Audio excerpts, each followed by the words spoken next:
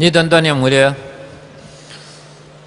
Maulana Yusuf rahmatullahi alaih kata bahawa bukanlah maksud kita cerita kebesaran Allah Subhanahu wa taala ini ialah satu cara ataupun satu metod yang dengannya untuk keluarkan orang di jalan Allah Subhanahu wa taala 4 bulan 40 hari. Itu bukan maksud. Tetapi sebenarnya kita menceritakan kebesaran Allah Subhanahu wa taala ialah ini hak Allah Subhanahu wa taala. Ini ialah hak Allah. Kita sebagai hamba, sebagai makhluk, Allah sebagai pencipta menjadi hak kepada kita untuk mencerita akan kebesaran dan keagungan Allah Subhanahu wa taala.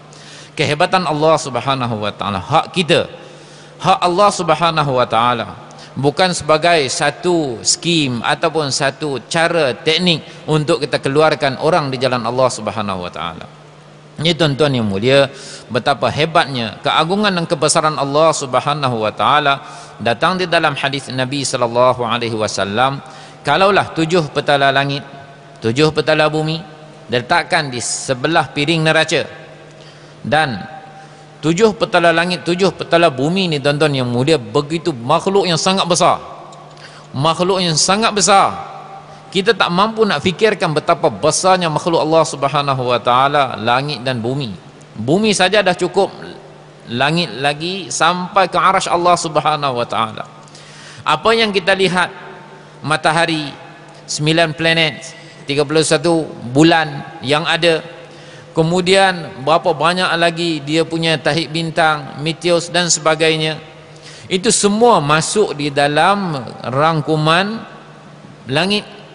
Dan juga galaksi yang kita duduk, yang ada matahari kita ni, Milky Way, Bima Sakti, kita punya ini pun dah begitu besar tuan-tuan yang mulia. Kalau kita travel dengan kelajuan cahaya, kita perlu 2 juta tahun untuk rentas dia. Rentas saja daripada ujung ke ujung 2 juta tahun cahaya.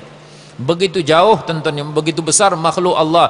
Dan dikatakan dalam dunia ini ada lebih 500,000 yang macam ni, galaksi-galaksi yang macam ni Allah Subhanahu wa taala cipta. Kita satu galaksi, ada banyak lagi galaksi Allah yang lebih besar daripada Bima Sakti atau Milky Way kita, semua dalam ilmu Allah Subhanahu wa taala, dan segalanya ini bawah langit yang pertama. Apatah lagi tuan-tuan yang mulia, langit yang lain-lain lagi sampai arasy Allah Subhanahu wa taala. Wala ya'lamu judul rabbi illahu. Tidak ada satu orang pun yang tahu tentera-tentera Allah melainkan Allah Subhanahu wa taala sahaja. Semua ni, dan malaikat-malaikat tuan-tuan yang mulia, berapa banyak sehingga dalam satu mafhum hadis Nabi sallallahu alaihi wasallam, dalam mafhum hadis bahawa bumi, langit ni berderap. Maksudnya berderap apabila satu orang, contohnya dia jalan atas rumah papan, dia bunyi tu, ya'id, dia bunyi kerana berat badan orang pijak tu, dia bunyi. Begitulah keadaan langit ni, dia berderap kerana berat. Makhluk-makhluk Allah Subhanahu wa taala memang selayaknya ianya berderap kerana berat dan pijakan. Para malaikat tidak ada selang 4 jari melainkan ada seorang malaikat.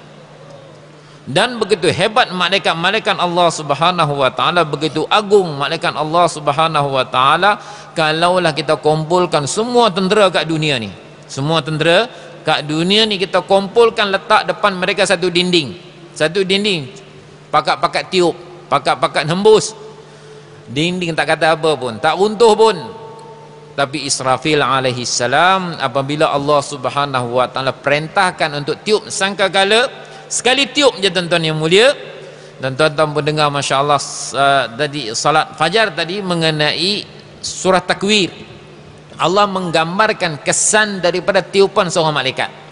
Idza syamsu kuwirat wa idzan nujumu kadarat, iaitu apabila ditiup sangkakala matahari yang terang bercahaya padam cahaya dia, habis tergulung cahayanya, dan bintang-bintang berguguran bertaburan, binatang-binatang akan berhimpun, manusia akan tinggalkan segala binatang-binatang yang mereka sayang. Wa idzal biharu fujirat, yang air yang menjadi sumber untuk memadamkan api dengan tiupan satu orang malaikat, air yang memadamkan api akan menyala naik api.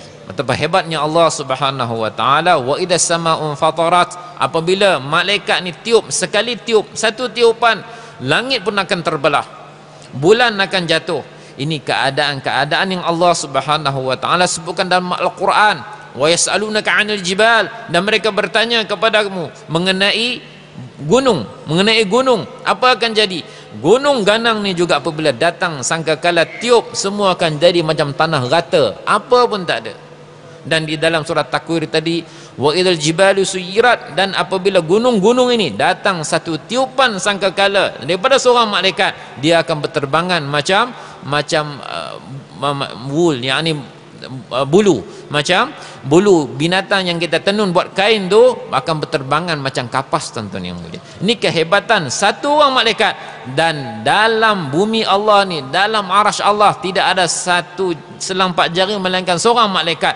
Berapa besar, berapa banyaknya. Dan semua ni, tuan-tuan yang mulia, letak dalam satu piring neraca. Dan satu lagi, la ilaha illallah, kata Nabi SAW, nescaya neraca piring yang ada la ilaha illallah akan lebih memberati dunia 7 peta langit dan 7 petala bumi. Inilah kebesaran Allah Subhanahu wa taala. Jadi tuan-tuan yang mulia, inilah kebesaran Allah Subhanahu wa taala. Sebelum tadi ada satu syair yang saya tertinggal, bahawa hanya kebesaran Allah, syair yang biasa dibaca, bahawa barang siapa kata la, dia pun ternafi. Barang siapa yang kata la makna nafi, dia pun ternafi. Dan apabila dia kata la, dia pun masuk dalam la juga. Makna apabila dia nafi satu perkara, dia pun termasuk benda yang dinafikan. Kemudian apabila juznya, satu juz daripada dunia ni ternafi, seluruhnya ternafi, yang tinggal apa? Hanya Allah Subhanahu wa taala. Jadi tuan-tuan yang mulia, atas perkara inilah kita kena usahakan betapa hebatnya, agungnya Allah Subhanahu wa taala untuk kita usahakan. Oleh sebab itu tuan-tuan yang mulia, untuk dakwah ni untuk baiki diri kita, untuk islah diri kita, dan kita bayan kebesaran Allah ialah hak Allah, bukan semata-mata untuk keluar jalan Allah Subhanahu wa taala semata-mata, tapi hak kita sebagai hamba untuk mencerita kebesaran dan keagungan Allah Subhanahu wa taala.